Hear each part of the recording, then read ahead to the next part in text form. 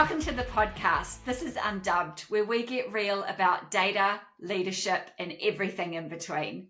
No jargon, no fluff, just straight talking, takes on what actually works out there in the wild. I'm Sarah Burnett, and today with my partner in crime, Fi Gordon. Welcome, Fi. Thanks, Sarah. It's great to be here again. 11th podcast. I know. Where did the time go? Who knows? Today, we're digging into a topic that's blowing up in boardrooms and on socials everywhere, fractional consulting. And specifically, what makes great fractional consultant? Because let's be honest, hiring is tough. Teams are under pressure, AI is moving faster than most orgs can keep up with, and leaders are realizing that sometimes what they need isn't another full-time headcount. It's clarity, momentum, and someone who can land fast, lead hard, and leave the place better than they found it. And that's where fractional consultants come in. The ones who don't just deliver dashboards or playbooks, they help shape direction, unlock stuck teams, bring just the right mix of strategy, and roll up their sleeves, get their energy to make change actually happen. It's a model that's picking up serious steam, and we're right in the thick of it at DubDub Data, helping companies bridge the gap between what they could actually do with data and what they're actually doing. So whether you're thinking about hiring a fractional or stepping into the space yourself, this episode's for you. So Fi, what do you think traditional hiring models are falling short in today's landscape? Thanks, Sarah. Well, I think you alluded to a little bit before where the pace of change is really impacting people. So we're finding out in the market that the absolute speed and rate of change with the movement into AI, or perhaps the appetite for AI, is actually driving some different hiring practices and perhaps also some firing practices or redundancy practices as well. So the pace of change right now in the market is so fast. It's light speed. By the time you find, onboard, and embed a senior data hire, many times the goalposts have shifted. So what you thought you were hiring for is no longer that same person. And what we're finding is many businesses, they need that leadership in a heartbeat, but not the full-time headcount. They need people who can come in and do specific things. It might be designing a roadmap. It might be removing blockers. It might be change management and enabling those internal data teams. I don't know about you, but I have seen it's really expensive to hire a head of data. I mean, over in New Zealand, what's the normal rate over there, the going rate for a head of data? Well, it can really range industry to industry, but I would say, you're looking at an absolute minimum of probably 300K. Mm-hmm. And what about a chief data officer? Yeah, again, based on the size of the industry, I think you're looking even more than that, really. Similar here in Australia. I think a senior head of data, you would be looking upwards 350,000, and a chief data officer is more in that 450, 500 space. But oftentimes what we're seeing out in the market is that the chief data officer role has a lot of turnover in it. And the reason for that is they're either A, not delivering, or they've been hired because they need to have programming skills and all of these other things, and all of a sudden they're not actually delivering to the expectations. And that often happens because they've come through as a practitioner and not as a generalist as well. So hiring these roles is really expensive, and it's super risky if the organization isn't ready for it, or they're hiring for a role that they don't actually need. So these traditional type roles that we see, like a CDO or a head of, they can easily get bogged down in the politics of an organization and the reporting lines as well. In your experience, how much time spent in the politicking? Too much, Fi, too much. And corporate land, absolutely. It's all about greasing the wheels, making sure that, you're delivering for person A and person B, and then trying to get some of that reciprocity along the way and that support as well. Whereas if you have consultants that are coming in to have fractional delivery, they're here for a specific purpose, and it's much easier to set them up.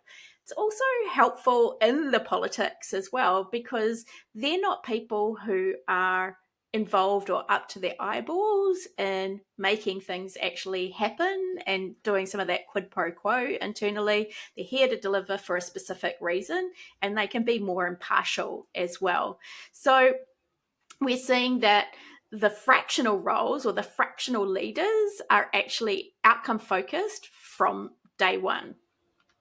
Yeah, and I think another piece of it as well is, you alluded to around AI, and things are moving fast and different. There's a lot of strategy that I see changing and tools that are being used that are different. And sometimes if you're hiring for a fractional consultant in a very narrow space, that can work really well as well. So you're hiring for a very specific skill set where that person knows a particular strategy, or you're using a very certain set of tools that you also want someone who specifically has seen that happen or has driven an outcome like that before. So, Sarah, that leads well into my next question. What is fractional consulting and what isn't it? Yeah, great question.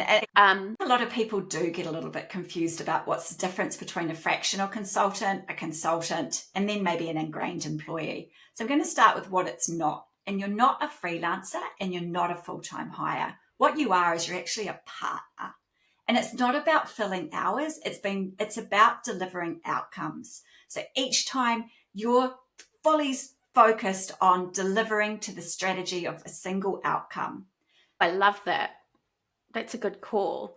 We all know that it's so easy for scope creep when you're an employee or a contractor. And that's because the natural things that occur in an organization start to impact where the priorities are. The difference with fractional consulting is that you're coming in to deliver a specific outcome. Mm-hmm. It is, because it's in a very short time frame, a little more expensive. You're getting senior individuals to come in and consult, but they are there to deliver one thing and not many. Spot on there, Fi. Great. And just on that scope creep, how do you prevent that scope creep from coming in? Great question, Fi. And it is a real mindset change. I think having that single outcome, single strategy can help you, but it is always about coming back and making sure, is what I'm doing tied to that? And if it's not, having that conversation at the executive level on why the scope creep is coming in and what needs to be changed.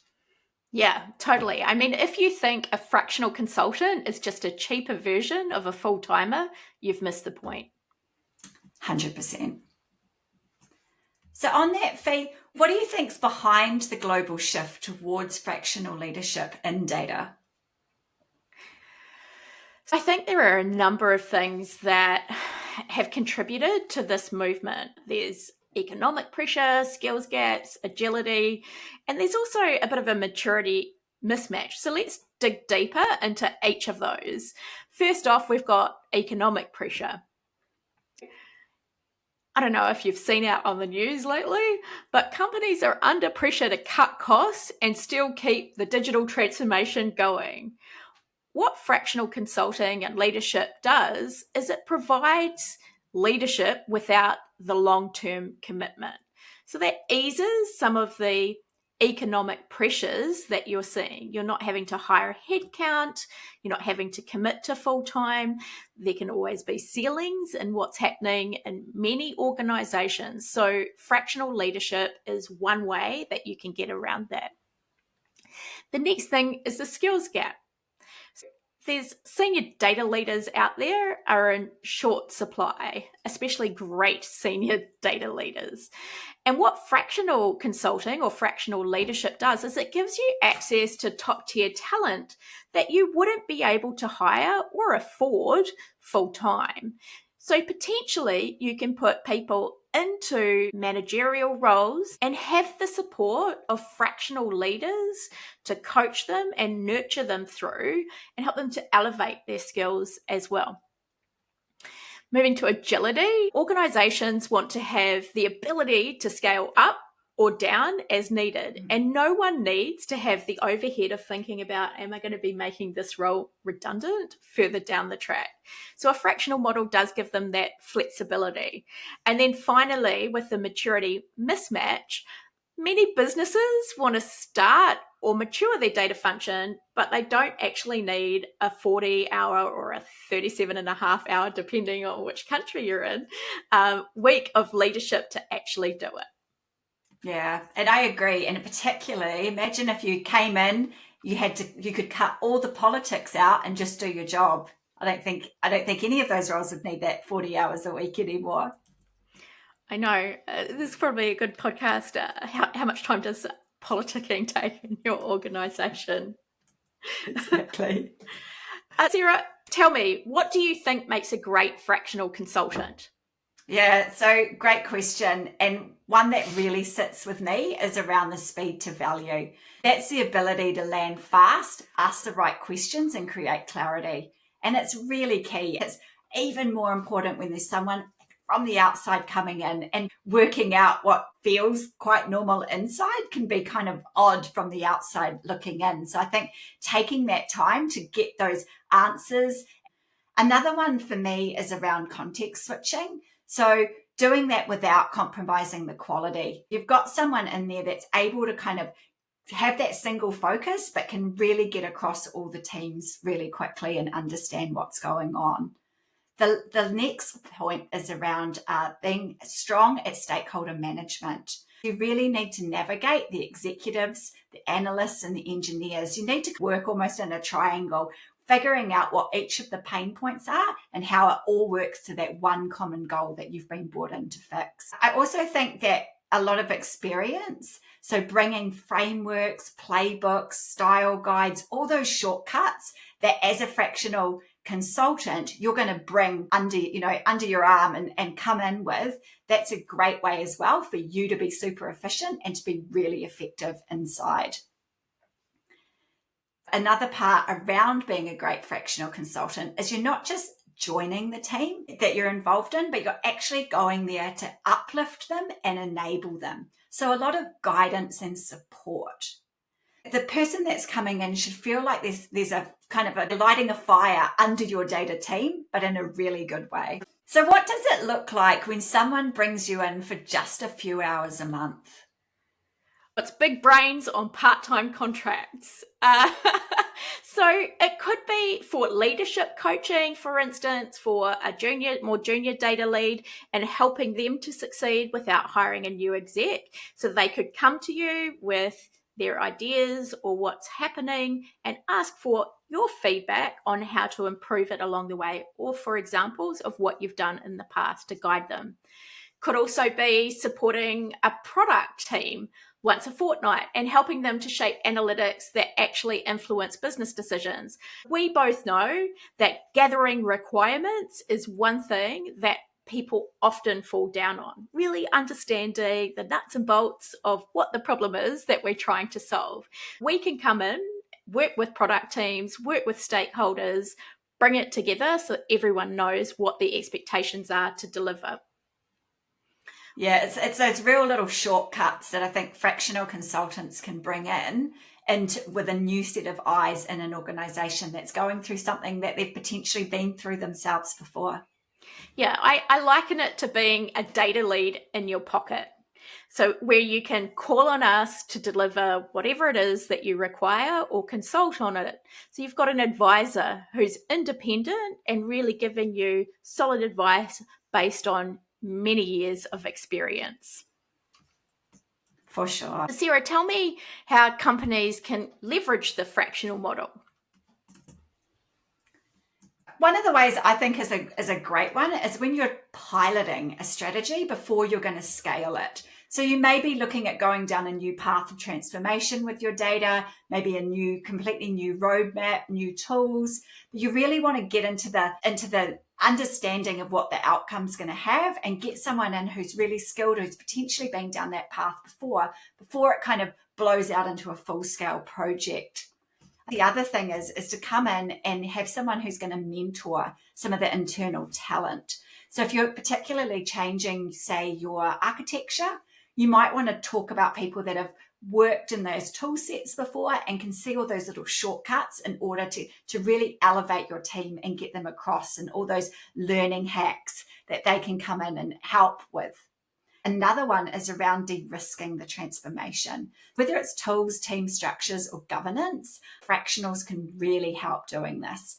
And it's ideal for organizations that are either looking to change their strategy, maybe they're looking at a post structure, or they're looking at a pre-hiring sketch, or they're navigating, as I said, to new tech, particularly around that data stack, or what we're seeing a lot of now around AI. Yeah, there's a lot in there, right? Essentially, no one wants to make the wrong decision, especially when we're investing in some really quite expensive transformations. Leveraging people who have had experience in the areas, but even have nothing to gain through the purchases, it's a really good way of ratifying that the choices that you're making are the right ones. Yeah, it doesn't have to be super expensive or super long term, right? The key to fractional consulting is bringing someone in to solve something really quickly. And it helps you to, if you're going to fail fast and move on to the next thing, if that's where you land. Spot on. So, Fi, how do you balance being fractional with staying close to the business and driving change? Balancing being fractional whilst driving change is definitely a tough gig. I say we're being part-time on the clock, but full-time in your corner. And it's really important to have the right frameworks or rituals in place. So whether that's a framework on workshops, whether that's human-centered design, whether that's working sessions or coaching sessions, having something where we can list out what we need to go through means that we ensure that we're outcomes focused. It's also important to be available in the moments that actually matter. Now, whether or not that's something like a planning cycle that someone's having for their upcoming budgetary year, it could be a sprint review or backlog, utilizing the framework of Rose, Thorn, Bud, or even team upskilling. The key is alignment and not the hours. We stay really close to the heartbeat of the business without being full-time. And we prioritize these high leverage moments of volume over time. We're here to drive momentum. We just don't log the long hours. Yeah, and I think it's cemented in what you're saying as well, is we're really there as a support and guidance role. And I think that's really important. So it's working to that flow of the business that you've come into to do your fractional consulting for. Really important. So tell me about the thing that probably no one wants to talk about, but red flags. When could fractional consulting go wrong? Hiring a fractional consultant and expecting them to act like a full-timer is not going to work. Don't get them involved in all the politics. Don't invite them to all the meetings. You're just going to overwhelm the situation, and you're not going to get to that single outcome strategy focus. And you're not going to understand what good is going to look like. Let them do their job with everything they have in their back pocket to start to streamline and focus on that outcome and the strategy. If you get them involved in too much, everything's going to get clouded and you're not going to run as fast as you want. Spot on. If a fractional consultant is spending more time selling than solving, that's a red flag. For sure. So Fi, on that, how do you think you build trust quickly when you're not a full-time member of the team? Trust isn't built over years, it's built over actions. One of my favorite things to do is give people a good hard listening to. Listening first. We're not walking in with assumptions, I fixed all of this before. Made that mistake back earlier in my career. We embed and ask a lot of questions. And quick wins, they earn credibility really fast. So fixing a broken report, clarifying a process, facilitating a tricky conversation, these things all help to build that credibility and establish it. We act also like part of the team, showing up consistently and speaking the language of both business and data and even technology too. And finally, I think that it's important to be transparent.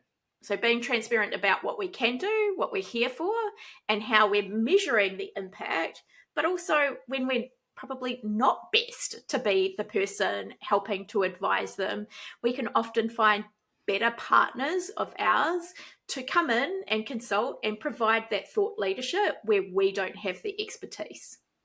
Completely agree. And just on being transparent, I would say there's another element to that as well, Fee, and that's being transparent when you feel like the organisation isn't acting in a way that is going to help get to that outcome. So it's being real and having those conversations potentially to the top around some of the shortcomings that you're seeing in the team and how that needs to pivot for the success to be driven. Because as a fractional consultant, you're obviously coming in to solve a problem, but you're not going to do it on your own. You need that team to be behind you all the way. So tell me, this is your 30-second sales pitch, or maybe a little bit more. Tell me, how do you think that DUBBED data nail fractional consulting? We've seen what works and what doesn't work across industries. I like the fact that we come in with back pocket of, all of our playbooks and our style guides and all that information of how we've seen things go wrong, we've seen things go right. We've also got each other, to bounce off those kind of ideas, and we can really fast track what we see and how we've seen things happen in the past to help us go forward and do it lean and mean. We don't just show up and expect clarity instantly. We really spend that time and effort digging deep and understanding what the organization is looking for, why they're looking for it. Leaning into the why is really important. Back to something that you said as well, understanding the business culture, the language that they use, and start building out that capability. Really focusing on that guidance and support, because at the end of the day, we're not going to be there forever. We're going to be there for a short time, and we want to make sure that when we leave, they'll continue to be successful beyond us being there. Just enough leadership to get shit done. Exactly. And no politics. And no politics. Well, a little bit of politics. I think that that's always important, but trying to help to coach the internal teams to navigate these things rather than us being the ones in the middle of it. Yeah, exactly. Fee, what do internal teams need to understand for fractional leadership to work well? Internal teams need to understand that we're not here to take your job, we're here to help you keep your sanity. It's not about oversight into what you're doing or judging you. It's actually about enablement, helping you to achieve the goals that you want to achieve. We're here to support you and not replace you. Our success depends on a point of contact, open access to the right people, and clarity around what it is that you need our focus on. When you realize as an internal team that you're being empowered and not audited or judged, that's when the magic happens. Yeah, really important factors there. I love the way that you've summed that up. It's not about kind of coming in and replacing, but giving that support and guidance for them to become more successful and more empowered. For sure. I'm curious, Sarah, what do you think is unique about our approach to fractional leadership compared to traditional consultancies? Great question, Fee, and I think it does really need some clarity because fractional consulting is so new and fresh. What I say that happens is we don't send a team of juniors. We are the senior people and we are coming in to do the work. The another big point is that we combine strategy, vision with hands-on delivery. So we have that skill to not only talk about it at a strategic level, but to help support and guide your teams to get hands-on and get that delivery out there. We also focus on enablement. It's a big part of what we do. So we're helping your people get better, not just handing you a whole slide deck and walking away. And we keep things really human, really leaning into that human-centered design. We meet people where they are and help them grow into what's next. So there's less pitch and more partnership, would you say? Exactly. Fi, when is the wrong time to go fractional? If your team's not aligned on a goal, a fractional leader won't save the game. Realistically, if the business is in chaos with no point of contact or leadership support, our value won't land. So if you're looking for someone just to do the doing for 5 days a week, that's not fractional consulting. It's a contractor or a consultant. If there's no appetite or buy-in from execs, our fractional consultants can't fix that alone. We need to partner with you to ensure that you get the outcomes that you require. Yeah, really key, that one around buy-in from executives, right? If you're not talking at the top level, you're not going to get the cut through and deliver that single outcome strategy that you're looking for. Agreed.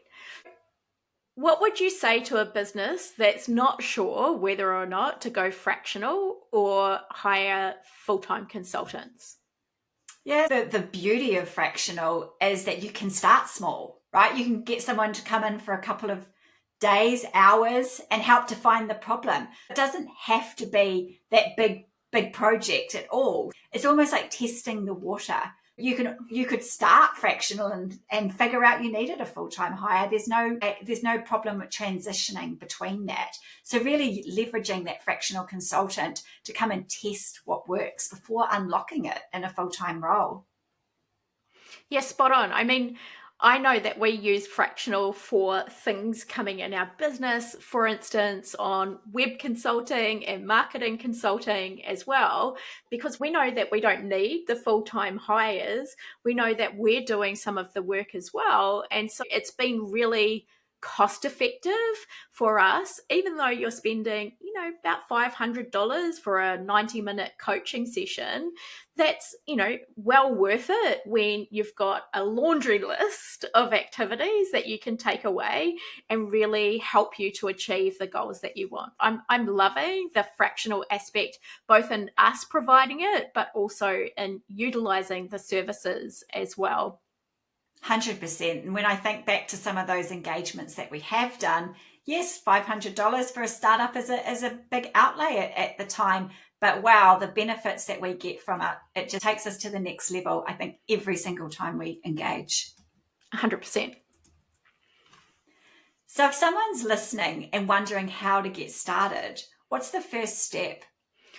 Well, I think it's easy to take the first step. You can reach out to us and book a discovery call, and that's absolutely free. So we'll put that into the show notes so you can book a free 30-minute session with us, and we can get a better understanding of what it is that you're trying to achieve. And then from there, we can set up for a few hours a week or even a few hours a month to help you out in the specific areas that you've been crying out for help with or just don't know how to get through. Exactly. And you may think, what can we achieve in a couple of hours? But again, we've got all that information and knowledge in our back pocket. You'll be really surprised how much we can help you out in a really short time. For sure. Well, I think that's just about it, unless you've got something else to add, Sarah. No, I've enjoyed today's unDUBBED. I know, it's been fun chatting about fractional consulting, and hopefully we've got the word out there. So that's a wrap on this episode of unDUBBED, where we're keeping it unscripted, uncensored, and undeniably data. If you're building a data capability or hiring into your first leadership role or not quite ready for a full-time head of data, we hope that this gives you a fresh perspective on what is possible, whether you need someone to lead or uplift your team, or even just help you to hire the right person the full time. This fractional consulting is a smart and flexible way and proven way for you to move faster without that overhead. First of all, I want you to like and subscribe, leave us a review. We absolutely love reading your reviews, so please do that in our podcast. But if this talk has sparked something for you, let's talk. You can find us at DubDub Data or drop us a message on LinkedIn or use the show notes to book that free discovery call. Thanks for listening. And until next time, let's keep it sharp, keep it human, and keep it DubDub Data. Until next time, everyone. We'll see you later. Bye.